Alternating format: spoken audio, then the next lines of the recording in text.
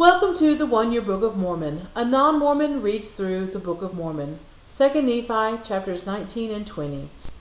Chapter overview, a slightly modified copy of Isaiah's chapters 9 and 10, with no real changes between the 1830 and modern Book of Mormon. And on another note, all verse numbers are the same in the Bible and the modern Book of Mormon. Isaiah 9 verse 3 says, "Thou hast multiplied the nation and not increased the joy," while 2 Nephi 19:3 leaves out the word not.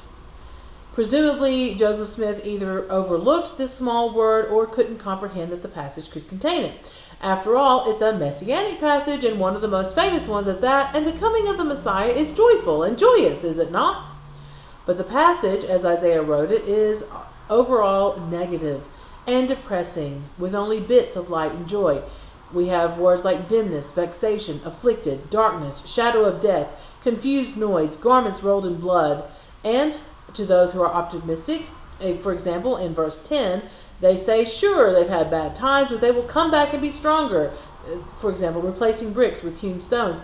Not to be so optimistic about the near future, because his anger is not turned away and his hand is stretched out still. And the Lord will cut off Israel head and tail, branch and rush in one day. So this is indeed a time in which, although the people had become more numerous, the amount of joy was the same. So we might say that each person's share of joy had diminished.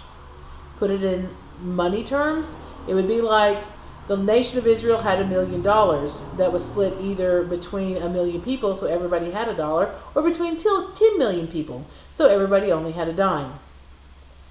In verse 4, the phrase, as in the day of Midian, at the end of verse 4, is removed from 2 Nephi 19, and we could say it's probably because Joseph Smith recognized that it would be pointless for the Book of Mormon people in America. However, as we read on, we find that at the end of the next chapter, there are all sorts of uncommon place names that remain, so that argument cannot be consistent. Possibly, he just simply overlooked this phrase, or it was another place where he felt like it could be changed without a problem. The rest of Isaiah 9 and most of Isaiah 10 are the same, so that the next noteworthy difference is in verse 10 of Isaiah 10, which starts, "As my hand hath found the kingdoms of the idols," while 2 Nephi 20 verse 10 says, "As my hand hath founded the kingdoms of the idols." This is the ruler of Assyria talking about how he's going to destroy the Israelites and their god or gods, just like he destroyed all the gods of all the other nations that he conquered. But the Book of Mormon makes it sound like this ruler began or founded the other kingdoms with their false gods. This doesn't really make any sense, but I'm thinking Joseph Smith ignorantly added the suffix ed to make the verb past tense, though find is an irregular English verb, so found, of course, is the past tense. Verse 13 in Isaiah 10 includes the phrase, "I have removed the bounds of the people," while the Book of Mormon changes bounds for borders. In this case, it's a similar enough meaning that it's not problematic, because bounds here means boundaries, which is a synonym of borders. It's just odd that of all the King James Version language to modernize, Joseph Smith chose this word to do it. The last several verses of this section include many place names that are unknown to most who read the Bible. They're just not common or well known like Jerusalem or Syria. For instance, starting in verse 26, "And the Lord of hosts shall stir up a scourge for him according to the slaughter of Midian at the rock of Oreb." Then verses 28 through 31 say, "He has come up to Aaph.